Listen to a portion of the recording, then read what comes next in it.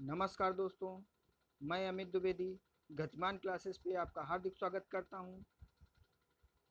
GS special series का आज हम लोग अगला लेक्चर देखेंगे और इस अगले लेक्चर का हम लोग पहला क्वेश्चन देखते हैं। पहला क्वेश्चन कह रहा है, संविधान संशोधन संबंधित प्रावधान किस देश से लिए गए हैं। तो जो संविधान संशोधन से संबंधित प्रावधान जो हैं वो किस देश से लिए गए हैं। तो हमारे वो लिए गए हैं किससे, दक्षिण अफ्रीका के संविधान से।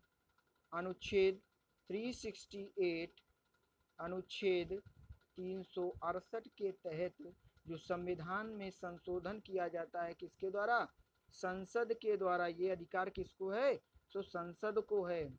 और ये कहाँ के संविधान से लिया गया था, तो दक्षिण अफ्रीका के संविधान से लिया गया था। ठीक है। आयरलैंड के संविधान से क्या लिया गया है, नीति निर्देशक तत्व। नीति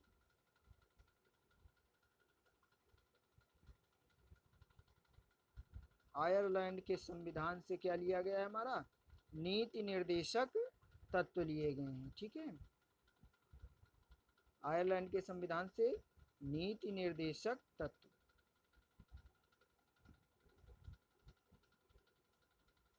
नीति निर्देशक तत्व लिए गए हैं। और अगर मैं बात करूं अमेरिका के संविधान से, तो अमेरिका के संविधान से क्या लिया गया है, अमेरिका से के संविधान से राष्ट्रपति का पद, उपराष्ट्रपति का पद, प्रस्तावना, राष्ट्रपति, उपराष्ट्रपति, उपराष्ट्रपति और प्रस्तावना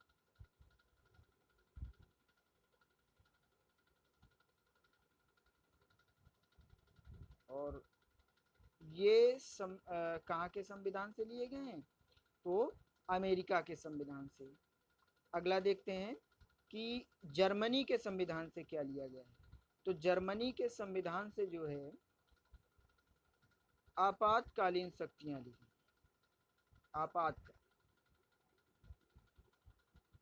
आपातकाल जो लगाया जाता है, अनुच्छेद 352, 356 और 360 जो लगाया जाता है, ये आपातकालीन शक्तियां कहाँ से लिए, आपातकालीन प्रावधान जो लिए गए हैं ये कहाँ से लिए गए हैं, तो ये अमेरिका की जर्मनी के संविधान से लिए गए हैं। लेकिन यहाँ पे हमारा राइट आंसर क्या होगा, दक्षिण अफ्रीका, क्योंकि हमसे पूछ रहा है संविधान संशोधन संबंधित शक्ति जो है, जो प्रावधान लिया गया है वो कहाँ से लिया गया है, तो वो दक्षिण अफ्रीका के संविधान से। और किस अनुच्छेद के तहत ये किया जाता है संशोधन, 368 के तहत। कौन करता है, ये अधिकार है संसद को, है ना, संसद करती है। नेक्स्ट क्वेश्चन देखते हैं।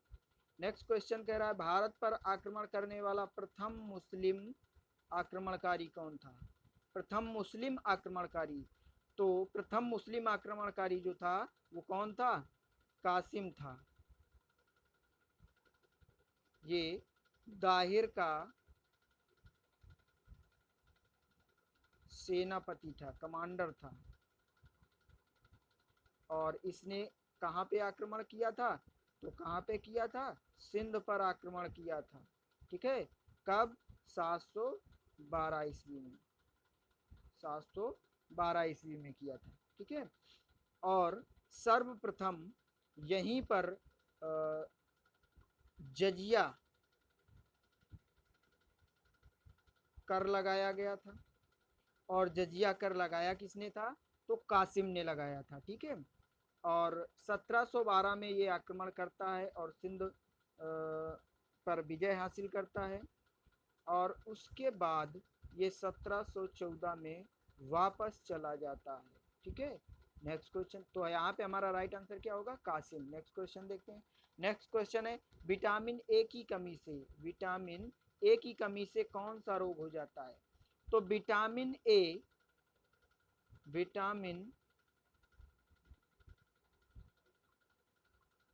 ए की कमी से जो रोग होता है वो रोग कौन सा होता है हमारा? रतौंधी। अब इसमें होता क्या है कि रात में दिखाई नहीं देने लगता, ठीक है, रात में दिखाई नहीं देने लगता है, ठीक है, जैसे ही अंधेला हो जाता है तो इसमें दिखने नहीं लगता है, ठीक है। और जो बेरी बेरी रोग होता है, जो बेरी बेरी रोग होता है, ये विटामिन बी की कमी से होता है। किसकी कमी से? विटामिन बी की कमी से होता है। और जो सूखा रोग होता है ये विटामिन डी की कमी से होता है। और अगर हम स्कर्वी की बात करें तो विटामिन सी की कमी से होता है। और रतौंधी विटामिन ए की कमी से होता है। अच्छा, विटामिन ए को अन्य किस नाम से जाना जाता है? तो विटामिन ए का जो रासायनिक नाम है वो क्या है? रेटिनॉल, ठीक है। और विटामिन डी का कैल्सीफेरॉल, कैल्सीफेरॉल, ठीक है। और विटामिन बी का जो रासायनिक नाम है वो क्या है? Thiamine, thiamine. और विटामिन सी को क्या कहते हैं? एस्कॉर्बिक एसिड, एस्कॉर्बिक एसिड, ठीक है। विटामिन सी को एस्कॉर्बिक एसिड कहते हैं, ठीक है। तो यहाँ पे हमारा जो राइट आंसर होगा वो क्या होगा? रतौंधी। विटामिन ए की कमी से कौन सा रोग हो जाता है? रतौंधी हो जाता है, ठीक है। नेक्स्ट क्वेश्चन देखते हैं। अंतरराष्ट्रीय चावल अनुसंधान केंद्र कहाँ पर स्थित है? तो अंतरराष्ट्रीय चावल अनुसंधान केंद्र की बात कर रहा है। तो अंतरराष्ट्रीय चावल अनुसंधान केंद्र कहाँ पे है? फिलीपींस, फिलीपींस के मनीला में स्थित है। ये फिलीपींस में स्थित है अंतरराष्ट्रीय चावल अनुसंधान केंद्र। अगर कहे कि चावल अनुसंधान केंद्र, राष्ट्रीय चावल अनुसंधान केंद्र कहाँ पे है? राष्ट्रीय चावल अनुसंधान केंद्र,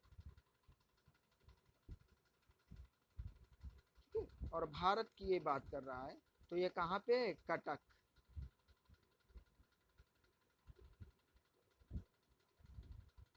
उड़ीसा में,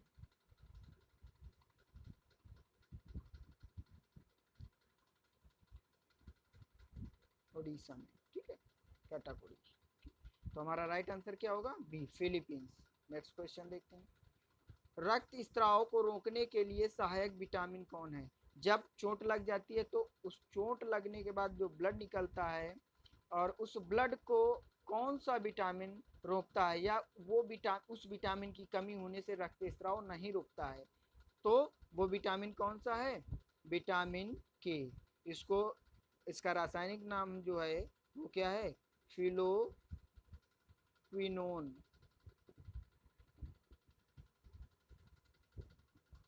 ये रक्त का थक्का बना देता है, या रक्त का थक्का जमने में मदद करता है, ठीक है। रक्त का थक्का जमने में मदद करता है कौन? फिलोक्विनोन। इसे मतलब विटामिन के, फिलोक्विनोन, ठीक है। अब विटामिन ए रेटिनॉल, इससे रतौंधी होती है। विटामिन बी बेरी बेरी रोग होता है। और विटामिन बी 12, विटामिन बी 12 जो है इससे साइनो शाइनो कोबालामीन,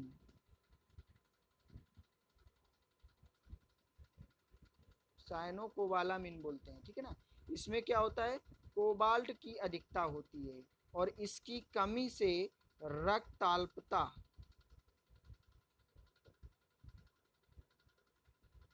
इसकी कमी से क्या हो जाता है?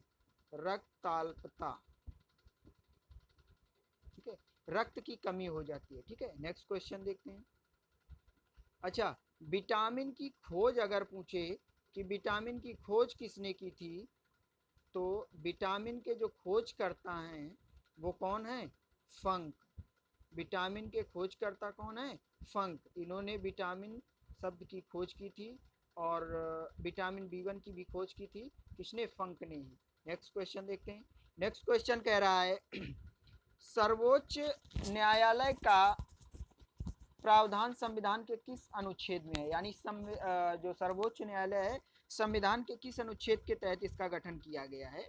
तो इसका गठन अगर हम देखें तो अनुच्छेद 76 तो है नहीं इसका, और अनुच्छेद 80 भी नहीं होगा। क्या होगा? अनुच्छेद 124। ठीक है, अनुच्छेद 148 के तहत कंट्रोलर एंड ऑडिटर जनरल यानी कैग की नियुक्ति होती है, और अनुच्छेद 80 के तहत लोकसभा की नियुक्ति, लोकसभा का प्रावधान है। और अनुच्छेद 76 जो है इसमें महान्यायवादी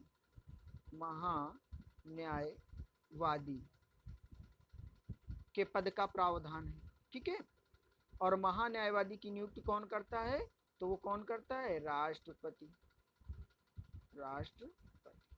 ठीक है, तो यहाँ पे हमारा जो राइट आंसर होगा वो क्या होगा? अनुच्छेद 124, जिसके तहत सर्वोच्च न्यायालय के गठन का प्रावधान है। नेक्स्ट क्वेश्चन देखते हैं हम लोग। भारत का प्रथम राष्ट्रीय उद्यान कौन था? तो भारत का प्रथम राष्ट्रीय उद्यान जो है वो राजाजी नेशनल पार्क है। नेशनल पार्क, ठीक है, राजाजी नेशनल पार्क, राजाजी राष्ट्रीय उद्यान, ये पहला ऑप्शन सही होगा। ठीक है, और कैबुल लामजाओ अगर बात करें कैबुल लामजाओ राष्ट्रीय उद्यान की, तो ये कहाँ पे है? मणिपुर में। कहाँ पे है? मणिपुर में है। ठीक है ना, ये कहाँ पे है? मणिपुर में है, मणिपुर। ठीक है, और पेरियार की बात करें तो पेरियार कहाँ पे है? केरल में है, और ये हाथी अभ्यारण्य भी है। ठीक है ना, हाथी के संरक्षण के लिए फेमस है। और भीतर कणिका की अगर बात करें तो ये कहाँ, किस राज्य में है? उड़ीसा राज्य में है। नेक्स्ट क्वेश्चन देखते हैं। तो यहाँ पे हमारा राइट आंसर क्या होगा? ए, राजाजी नेशनल पार्क। कहाँ पे है ये? तो ये है उत्तराखंड में। कहाँ पे है? उत्तराखंड, उत्तराखंड। नेक्स्ट क्वेश्चन देखते हैं। ग्रहों की गति से संबंधित नियम किस वैज्ञानिक ने दिए थे? तो न्यूटन ने तो क्या, कौन से नियम दिए थे? न्यूटन के गति संबंधी नियम है, और गुरुत्वाकर्षण का नियम न्यूटन ने दिया था,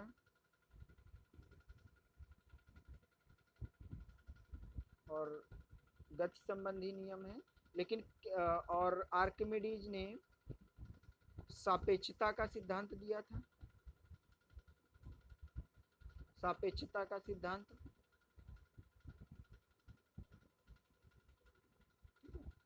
और गैलीलियो ने दूरबीन का आविष्कार किया था।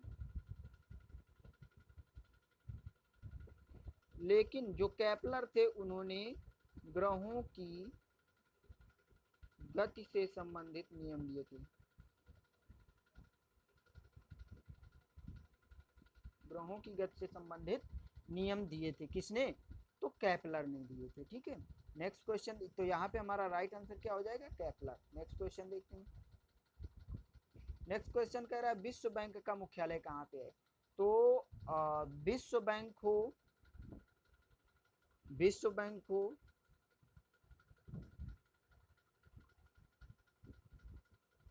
बैंक यानी वर्ल्ड बैंक हो, या तुम्हारा IMF हो, इंटरनेशनल मॉनिटरिंग फंड हो, ये इन दोनों का मुख्यालय कहाँ पे है? वाशिंगटन डीसी में। वाशिंगटन डीसी में है। ठीक है, वाशिंगटन डीसी में। ठीक है, नेक्स्ट क्वेश्चन देखते हैं। नेक्स्ट क्वेश्चन कह रहा है निम्न में से कौन सा अंतःस्थलीय नदी है? तो यहाँ पे हमारा राइट आंसर हो जाएगा बी, लूनी। लूनी जो है एक अंतःस्थलीय नदी है, और नर्मदा जो है ये लूनी नदी कहाँ पे? कच्छ के रण में, कच्छ के रण में विलीन हो जाती है। कहाँ पे? तो कच्छ के रण में विलीन हो जाती है जाके, ये समुद्र तक नहीं पहुंच पाती है, इसलिए इसे अंतःस्थलीय नदी कहा जाता है। ठीक है, और नर्मदा की बात करें तो ये अरब सागर में गिरती है, और हमें पता है अरब सागर में गिरने वाली सभी नदियां क्या बनाती हैं? एस्चुरी बनाती हैं। ठीक है, और सोन नदी जो है ये गंगा की सहायक नदी है, सहायक नदी है। और ये कहाँ से? अमरकंटक से निकलती है, अमरकंटक पर्वत से निकलती है। और अगर हम कोसी की बात करें तो ये बिहार में है और इसे बिहार का शोक कहा जाता है, बिहार के शोक के नाम से जाना जाता है। अच्छा, गंगा की ये सहायक नदी है सोन, और ये कहाँ पे जाके गंगा से मिलती है? तो ये जाके मिलती है पटना के पास, ठीक है। तो हमारा यहाँ पे राइट आंसर क्या हो जाएगा? लूनी। लूनी कहाँ से निकलती है? तो लूनी नदी की अगर हम निकलने की बात करें तो लूनी नदी जो है हमारी अरावली पर्वत श्रेणी से निकलती है, अरावली पर्वत श्रेणी से निकलती है, सॉरी, अरावली पर्वत श्रेणी से निकलती है, अरावली पर्वत के पश्चिम से निकलती है, ठीक है। और कहाँ पे जाके? कच्छ के रण पे जाके विलीन हो जाती है, ठीक है। तो इसलिए इसे अंतःस्थलीय नदी कहते हैं, क्योंकि ये जमीन में ही विलीन हो जाती है, ये महासागर से नहीं मिल पाती है। नेक्स्ट क्वेश्चन देखते हैं। दांतों के इनेमल, दांतों के इनेमल को कठोर बनाने वाला तत्व है। तो दांतों के इनेमल को कठोर बनाने वाला जो तत्व है वो हमारा कौन सा है? फ्लोरीन है। फ्लोरीन हमारा जो है ये दांतों के इनेमल को कठोर बनाता है, ठीक है। अगर हम बात करें आयोडीन की, तो आयोडीन जो है इसकी अगर हम बात करें कमी से, तो आयोडीन की कमी से कौन सा रोग हो जाता है? घेंघा नामक रोग हो जाता है, ठीक है ना। घेंघा, गले में घेंघा नामक रोग हो जाता है। और सोडियम की बात करें तो ये रक्त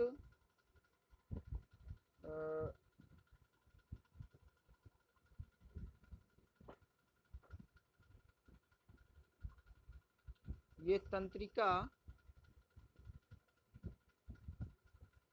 तंत्र के आवेग के लिए आवश्यक होता है। और कैल्शियम की बात करें तो कैल्शियम जो है हमारा दांतों और हड्डियों में पाया जाता है, हड्डियों में पाया जाता है, ठीक है। तो लेकिन यहाँ पे हमसे बात कर रहा है दांतों के इनेमल को कठोर कौन बनाता है। दांतों का इनेमल जो है वो सबसे शरीर का ये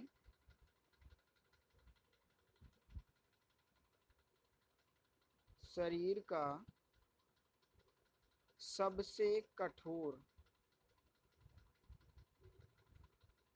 सबसे कठोर भाग है इनेमल, ठीक है। और इसकी कठोरता का जो कारण है वो है फ्लोरीन। इसमें कैल्शियम तो पाया जाता है परंतु इसकी कठोरता का जो कारण है वो कौन है? फ्लोरीन है। तो हमारा राइट आंसर क्या हो जाएगा? फ्लोरीन। नेक्स्ट क्वेश्चन देखते हैं। कांग्रेस का एकमात्र ग्रामीण सम्मेलन कहाँ पर हुआ था? तो कांग्रेस का एकमात्र ही ग्रामीण सम्मेलन हुआ है और वो हुआ है फैजपुर। कहाँ पे? फैजपुर में। और ये फैजपुर जो है ये कहाँ पे है? तो ये फैजपुर जो हमारा है ये पड़ता है महाराष्ट्र में। फैजपुर हमारा कहाँ पे पड़ता है? महाराष्ट्र में पड़ता है। और अगर इस फैजपुर अधिवेशन की मैं बात करूं, अध्यक्षता किसने की थी? तो जवाहरलाल नेहरू ने की थी, ठीक है। अच्छा, अगर मैं मद्रास अधिवेशन, मद्रास तो इसका है नहीं, मद्रास में और कई अधिवेशन हुए। 1927 का अधिवेशन अध्यक्षता एम ए अंसारी ने की थी, एम ए अंसारी ने की थी। और बेलगांव अधिवेशन ये बड़ा फेमस है, 1924 में हुआ था। 1924 में गांधी जी को जेल से बाहर निकाल के लाया गया था और इस अधिवेशन में उन्हें जनता के सामने प्रस्तुत किया गया था, क्योंकि जनता सोच रही थी कि गांधी जी मर चुके हैं, इसलिए दिखाने के लिए उनको बेलगांव अधिवेशन में कांग्रेस के लाया गया। और इसकी अध्यक्षता गांधी जी द्वारा ही की गई। इसकी अध्यक्षता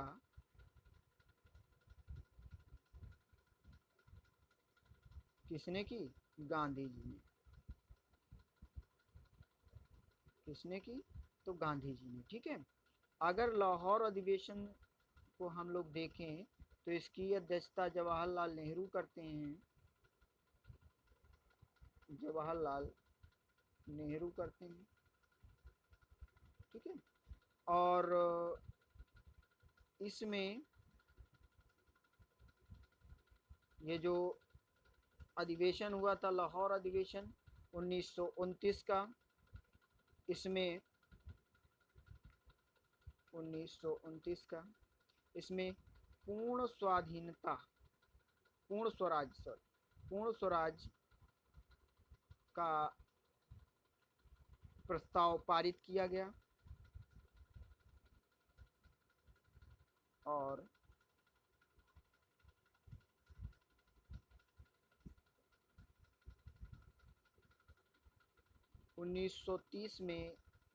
जनवरी 1930 में स्वाधीनता दिवस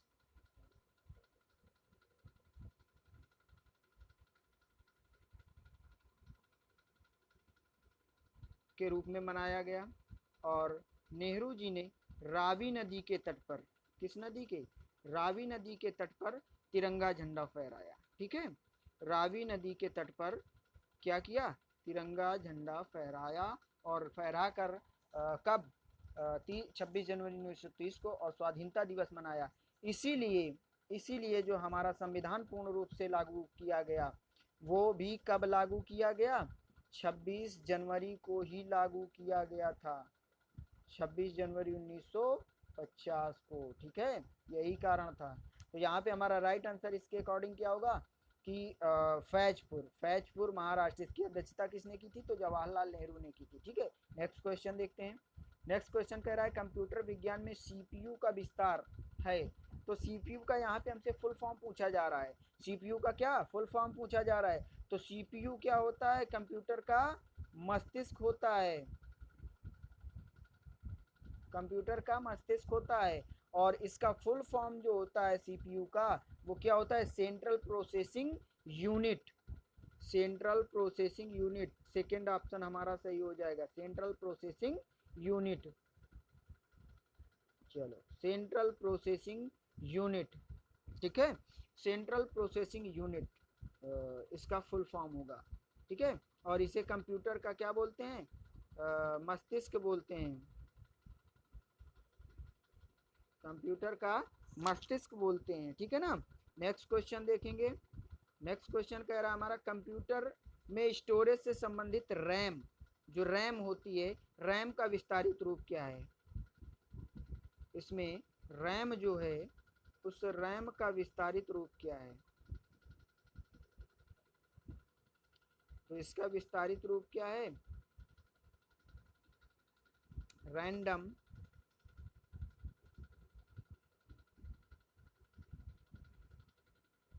एक्सेस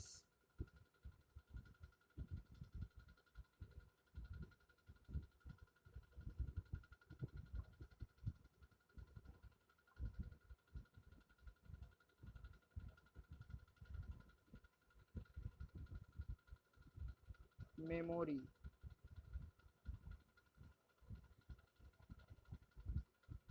रैंडम एक्सेस मेमोरी।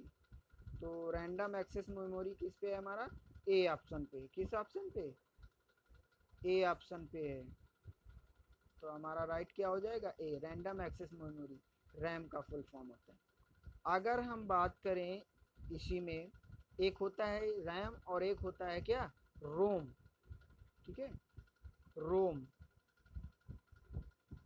तो इसे बोलते हैं read only memory. Read only memory. और जो रैम होती है हमारा, ये स्थाई मेमोरी होती है। रैम क्या होती है? स्थाई मेमोरी होती है। और रोम जो होती है हमारी, अस्थाई मेमोरी होती है। कैसी? आई। ठीक है। नेक्स्ट क्वेश्चन देखते हैं। जुलाई 1905 में बंगाल विभाजन का आदेश दिया। किसने दिया? तो उस समय बंगाल का जो गवर्नर जनरल था, उस समय जो गवर्नर जनरल था, गवर्नर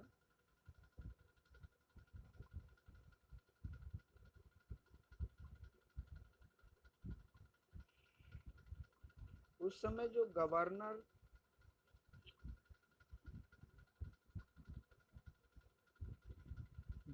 जनरल जो था वो कौन था? कर्जन।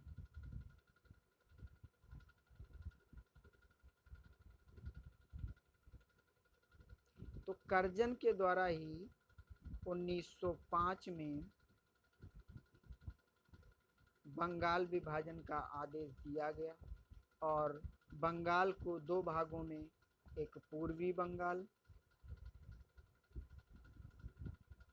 और दूसरा पश्चिमी बंगाल कर दिया गया। ये मुस्लिम बहुल था। इसकी राजधानी ढाका रखी गई और इसकी राजधानी क्या कर दी गई? कोलकाता। इसकी राजधानी मैं यहाँ लिखे दे रहा हूँ, इसकी राजधानी क्या कर दी गई? कोलकाता। कलकत्ता उस समय नाम था, सॉरी, उस समय इसे कलकत्ता नाम से जाना जाता था। कलकत्ता, कलकत्ता यहाँ लिखे थे, कलकत्ता। ठीक है, तो यहाँ पे किसने विभाजन किया था? तो सॉरी, इसका विभाजन किसने किया था? तो विभाजन इसका लॉर्ड कर्जन द्वारा किया गया था। Answer number C. ठीक है, लॉर्ड कर्जन द्वारा। नेक्स्ट क्वेश्चन देखते हैं। भूकेंद्रिक और सूर्य केंद्रिक यानी जियोसेंट्रिक और हेलियोसेंट्रिक के लिए कौन सा परिभाषित शब्द प्रयुक्त होता है? तो भूकेंद्रिक मतलब पृथ्वी केंद्र पर हो, केंद्र पर हो, और सूर्य केंद्रिक का मतलब हुआ सूर्य केंद्र पर हो। ठीक है, तो यहाँ पे हम देखते हैं ऑप्शन अपने पढ़ते हैं। पहला ऑप्शन है पृथ्वी और सूर्य के चारों ओर ग्रहों और पिंडों की गति। हाँ, इनके चारों ओर ग्रहों और पिंडों की गति से संबंधित है। ठीक है, तो हमसे भू से केंद्रिक और सूर्य केंद्रिक दोनों की बात कर रहा है। तो पृथ्वी और सूर्य दोनों के चारों ओर ग्रहों और पिंडों की गति से संबंधित नियम ही भूकेंद्रिक और सूर्य केंद्रिक नियम हैं। ये इनको परिभाषित करते हैं। ठीक है, तो ऑप्शन हमारा कौन सा सही हो जाएगा? ए।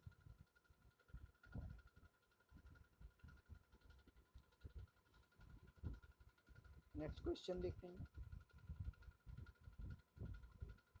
नेक्स्ट क्वेश्चन है गैल्वेनाइजेशन धातुओं पर जस्ते की परत। गैल्वेनाइजेशन में क्या किया जाता है? धातुओं पर जस्ते की परत चढ़ाई जाती है। ठीक है, जाने वाली एक प्रक्रिया है जो उन्हें किससे सुरक्षित करती है? तो जस्ते की हम लोग परत चढ़ाते हैं किस पे? धातुओं पे। किस पे? धातुओं पे। क्यों? धातुओं को किससे बचाने के लिए? धातुओं को जंग लगने से बचाने के लिए। किससे? जंग लगने से बचाने के लिए। तो हमारा राइट आंसर क्या हो जाएगा? बी, जंग लगने से सुरक्षित रखती हैं। जो गैल्वेनाइजेशन किया जाता है, धातुओं का जस्ते की परत चढ़ाई जाती है, उससे हमारी धातुएं जो है जंग लगने से सुरक्षित रहती हैं। ऑप्शन हमारा कौन सा सही हो जाएगा? बी। नेक्स्ट क्वेश्चन देखते हैं। भारत का प्रथम उपग्रह कौन है? तो भारत का पहला उपग्रह कौन सा है? आर्यभट्ट 1975 में भेजा गया था। लेकिन अगर बात करें भारत का प्रथम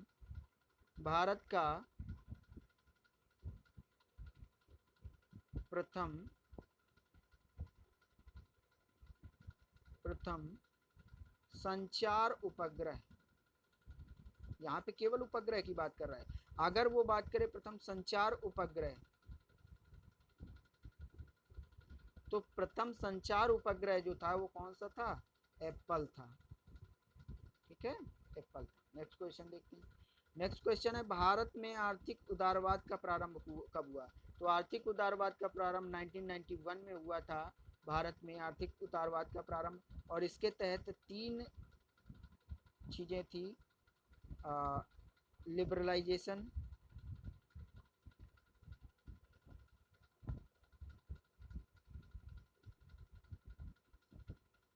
लिबरलाइजेशन,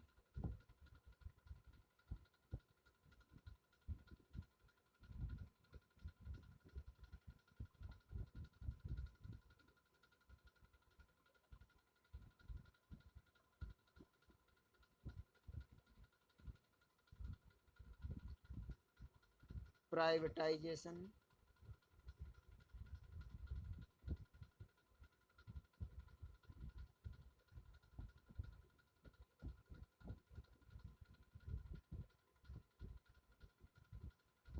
और ग्लोबलाइजेशन।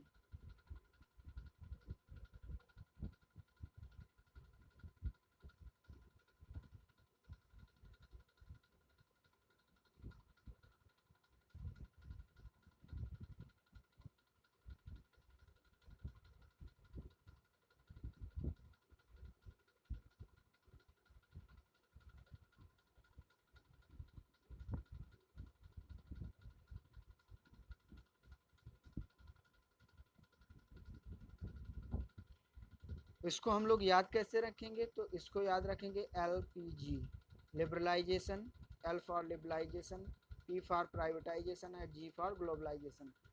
ठीक है ना।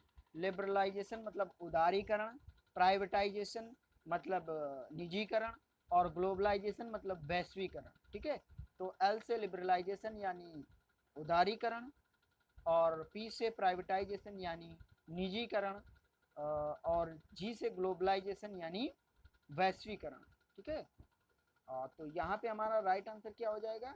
डी, 1991, 1991 में भारत में आर्थिक उदारवाद का प्रारंभ कब हुआ?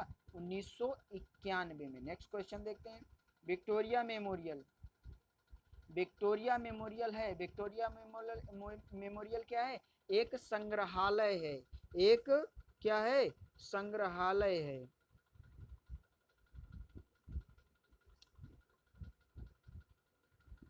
विक्टोरिया मेमोरियल हमारा क्या है? एक संग्रहालय है, जो किसकी याद में बनाया गया था? महारानी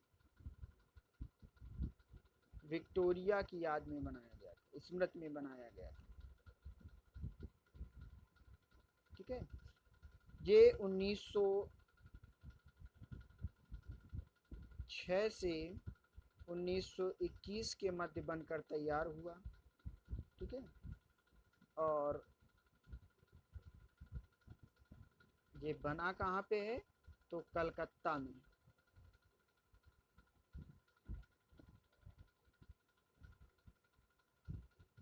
कलकत्ता में। कलकत्ता कहाँ पे पड़ता है? तो वेस्ट बंगाल। ठीक है ना। तो ये विक्टोरिया मेमोरियल संग्रहालय जो है ये कहाँ पर है? कलकत्ता, वेस्ट बंगाल में है। ठीक है ना। किसकी याद में बनाया गया? महारानी विक्टोरिया की याद में बनाया गया था। ठीक है। और ये कब बनाया गया था? तो 1906 से 1921 के मध्य ये बनकर तैयार हुआ था। नेक्स्ट क्वेश्चन देखते हैं।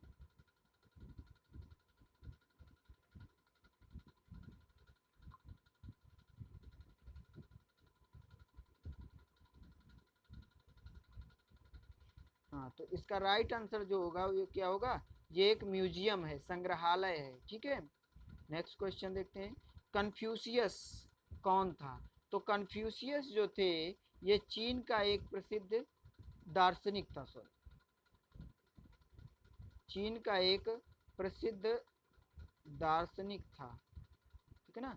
कन्फ्यूशियस जो था चीन का प्रसिद्ध दार्शनिक था। और इसका जो कन्फ्यूशियस था इसे कन्फ्यूशियस वाद के नाम से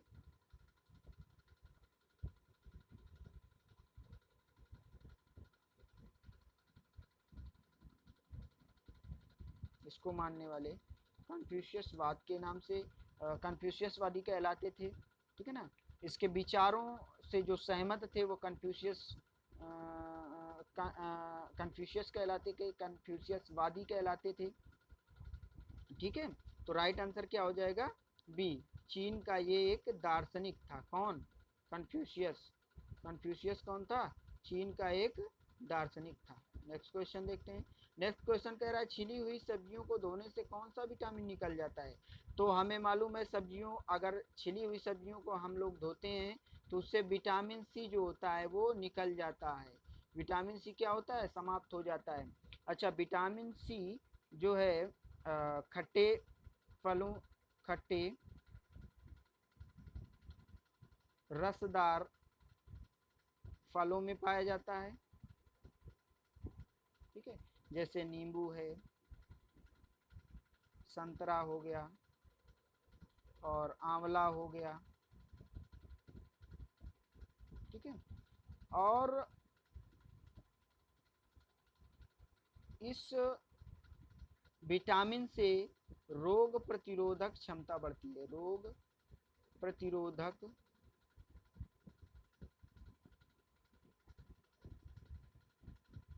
क्षमता जो है वो अब बढ़ती है व्यक्ति की। ठीक है, तो यहाँ पे छिली हुई सब्जियों को धोने से कौन सा विटामिन नष्ट हो जाएगा? विटामिन सी।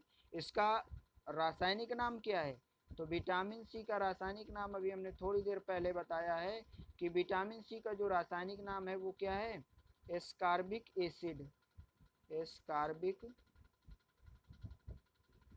अम्ल या एस्कॉर्बिक एसिड। विटामिन सी का जो रासायनिक नाम है वो क्या है? एस्कॉर्बिक एसिड या एस्कॉर्बिक अम्ल।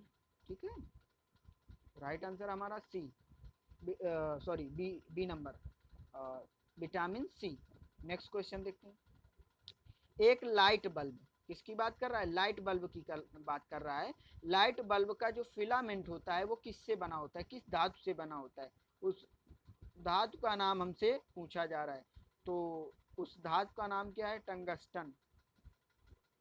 इसका जो गलनांक होता है, क्या गलनांक जो इसका होता है वो बहुत ही उच्च गलनांक का होता है। इसलिए इसका प्रयोग हम लोग कहाँ पे करते हैं?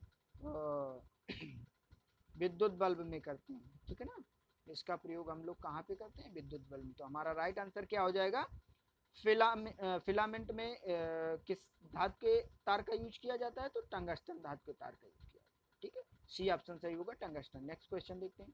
नेक्स्ट क्वेश्चन कह रहा है यदि एक सर्किट का प्रतिरोध दोगुना कर दिया जाए, प्रतिरोध रेजिस्टेंस जो है वो दोगुना कर दिया जाए, तो वोल्टेज को समान रखने के लिए, जो वोल्टेज है उसको समान रखने के लिए सर्किट में विद्युत धारा क्या करनी होगी? तो हम सबको मालूम है ओम का नियम क्या कहता है? ओम का नियम कहता है V equal to I into R. यानी अब हमें V को क्या करना है? कांस्टेंट रखना है, और R जो है हमारा, R अब क्या हो गया है? 2R हो गया, और V को V ही रखना है। R हमारा क्या हो गया है? R हमारा 2R हो गया है। तो I को हम क्या करें? ठीक है, I कितना रहना चाहिए? ठीक है ना, तो पहले क्या था? I, और अब इसे कितना होना चाहिए? तो इसे अब होना चाहिए कितना? 1/2, 1.5। अगर इसको हम आधा कर दें, कितना? आधा, तो ये देखो ये कट जाएगा और आई आर ही बचा रहेगा। ठीक है ना, और ये जो विभव है वो वोल्टेज जो है हमारा नहीं बदलेगा। ठीक है ना, तो हमें यहाँ से पता क्या चलता है कि जो विभव होगा, सॉरी, जो हमारी विद्युत धारा होगी वो कितनी हो जाएगी? आधी बढ़ जाएगी, आधी करेंगे उसको। ठीक है ना, आधी करनी पड़ेगी। ठीक है, तो हमारा राइट आंसर क्या होगा? ए। ठीक है ना, ए हमारा राइट आंसर होगा। तो दोस्तों आज के ये 25 क्वेश्चन, और मुझे उम्मीद है कि आप लोगों को ये सेशन पसंद आया होगा, और